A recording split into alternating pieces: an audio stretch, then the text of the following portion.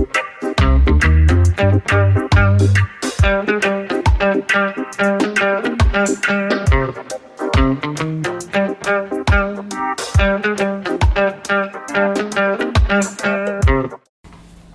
svima, moje ime je Svetlana i sa vama dijelim svoje iskustvo i stečeno znanje tokom 18 godina rada sa psima i ostalim kućnim ljubimcima.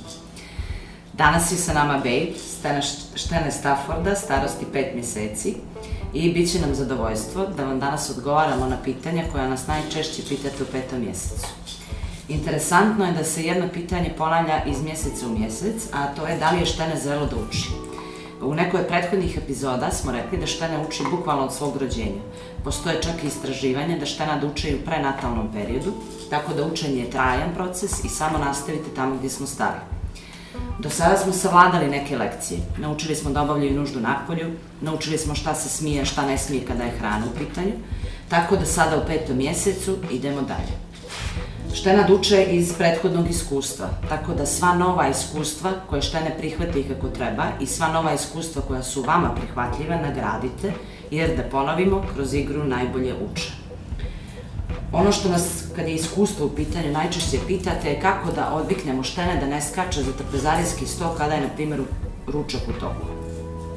Kao što smo rekli, štene uči iz iskustva i sigurno sam da je negdje uspjelo da dograbi neki slastan zalogaj ili ste mu ga i vi sami dali. Tako da iz tog iskustva štene nastavlja da skače dok vi ručate.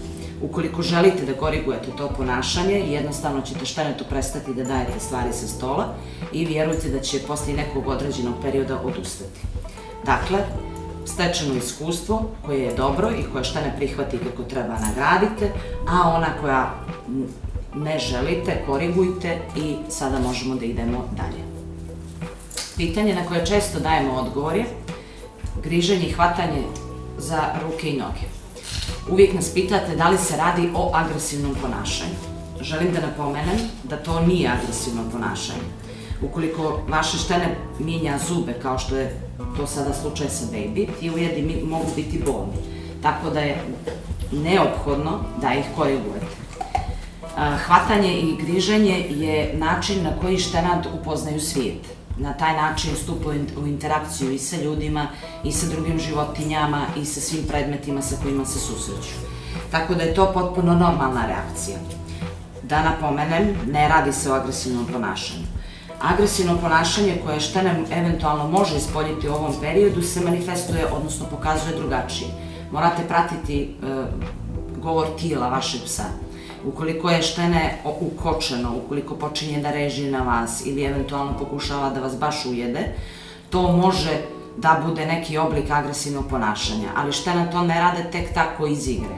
Obično su ili u strahu, ili brane hranu, ili brane neki predmet. Ukoliko primijetite takvo ponašanje uz sve ove propratne govore tijela, bilo bi poželjno da se obratite nekom stručnjaku za ponašanje pasa i da zajedno sa njim uspijete da korigujete ponašanje vašeg šteneta. Znači, kada je hvatanje za ruke i noge u pitanju, to nije agresija, to je jednostavno način na koji štene upoznaje svijet i igra se. Tako da u ovom periodu kada štene mijenja zube bi bilo poželjno da to ponašanje korigujete i nemojte čekati da to prođe samo od sebe jer sigurno sam da neće. Tako da korigujte ponašanje i bez brige, ne radi se o agresivnom ponašanju. Kroz moje dugogodišnje iskustvo postoje pitanja koja se često ponavljaju. Jedno od njih je da li psu dozvoliti da se penje na krevet, dvosid, trosid i ostali namještaj po kući. Kada smo govorili o periodu kada vam štene stiže u dom, rekli smo da je potrebno da nabavite neku ležaljku, prostirku ili korpu koja će služiti da štene odmara i spava. Dakle, ukoliko se štene penje na krevet, dvosid, trosid i ostale namještaje u kući, sigurna sam da je to isključivo vaša volja. Ono što nas pitate, da li je to način na koji štene stavljamo dominantnu poziciju. Ne radi se o situaciji gdje bi štene bilo dominantniji od vas, tako da ukoliko želite da vaš ljubimac vam pravi društvo i dok spavate i odmarate, opustite se i uživajte u tim trenucima.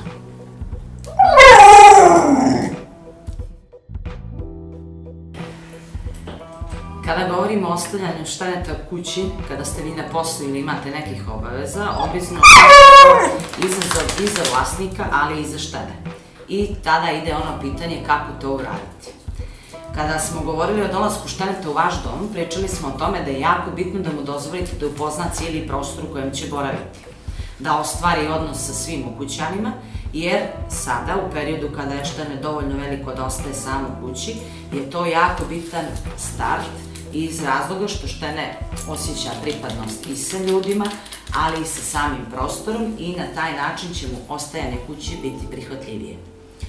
Ono što bih voljela da napomenem je da obezbijedite prostor kada štene ostaje sam u kući, jer imajte na umu da nećete biti tu da korigujete određena ponašanja i da kontrolišete štene. Dakle, ukoliko izlazite iz kuće, sklonite stvari koje bi štene moglo da izgricka ili da se povrijedi, tako da obezbijedite prostor u kojem će štene boraviti samo. Za početak trenirajte. Izlazite iz kuće na nekih 15-20 minuta i nemojte da ostajete iza vrata, jer ne zaboravite da im je njuh sjajan i da sam sigurna da znaju da ste iza vrata.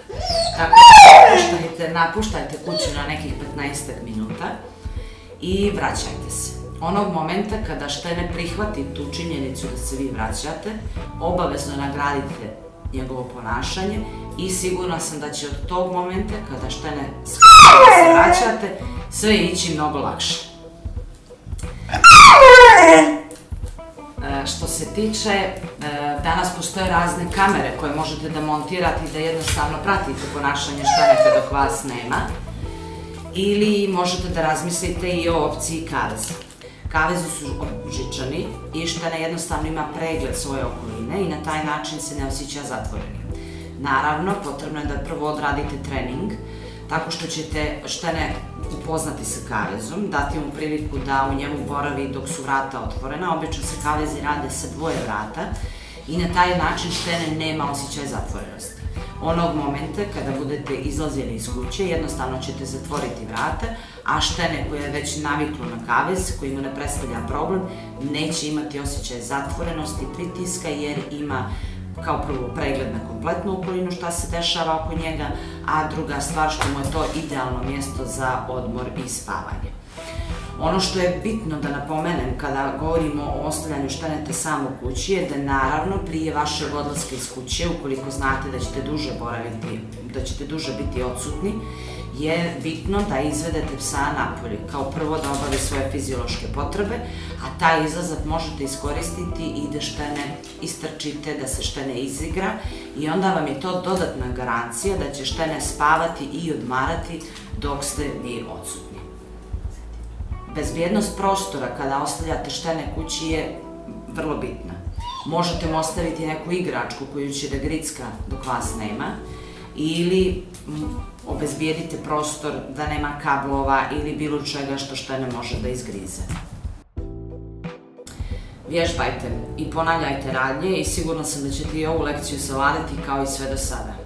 Često to odvajanje, odnosno ostavljanje štenadi samih kući, teže pada samim vlasnicima. Tako da će i vama ovaj trening odlazaka na kratko i vraćanja biti određena doza sigurnosti da štenetu neće biti ništa i da će sve da bude ok dok ste vi odsutni od kuće. Pitanja je puno kada je 5. mjesec u pitanju i kada je generalno odgoj šteneta u pitanju, tako da nastavljamo sada dalje. Ukoliko vam neko pitanje na koje...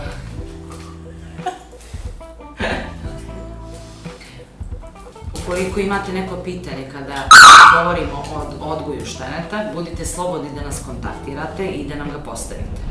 Naš Facebook i Instagram nalog su PetZona.pg ili svratite do nas. Nalazimo se u centru Podgorice, Marka Miljanova broj 5. Odgoj šteneta u 5. mjesecu je možda i pomalo zahtjevan. I jedno od najčešćih pitanja koje nam postavljate je kako štenetu objasniti da nešto ne smije. Često govorite da je vaše štene neposlušno.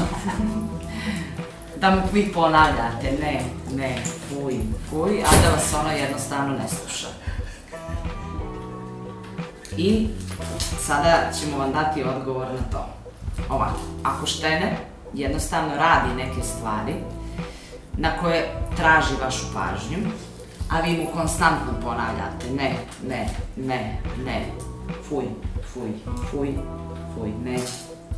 ne, Štene tu radnju više ne prihvata kao neku komandu, nego jednostavno je svjesno da na taj način skreće vašu pažnju.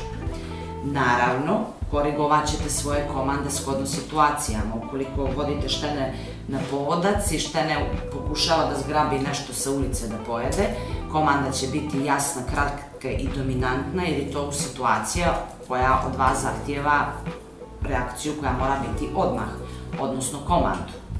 Ukoliko vaše štene, na primjer, pokušava da vam dira pertle na cipelama i vi mu govorite ne, fuj, sigurna sam da je to situacija u kojoj štene jednostavno skreće pažnju na vas.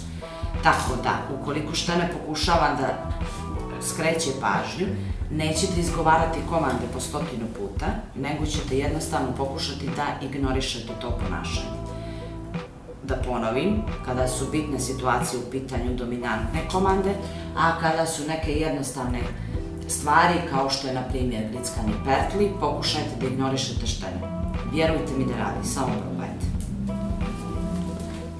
100 puta smo ponovili, ali ponovit ćemo i opet. Štene kroz igru najbolje uči. Budite dobri, lijepo se igrajte, stječite nova znanja, a mi se uskoro gledamo i družimo opet. Babe, sjedi. Bravo. Sjedi. Sjedi. Bravo, baci 5. Bravo.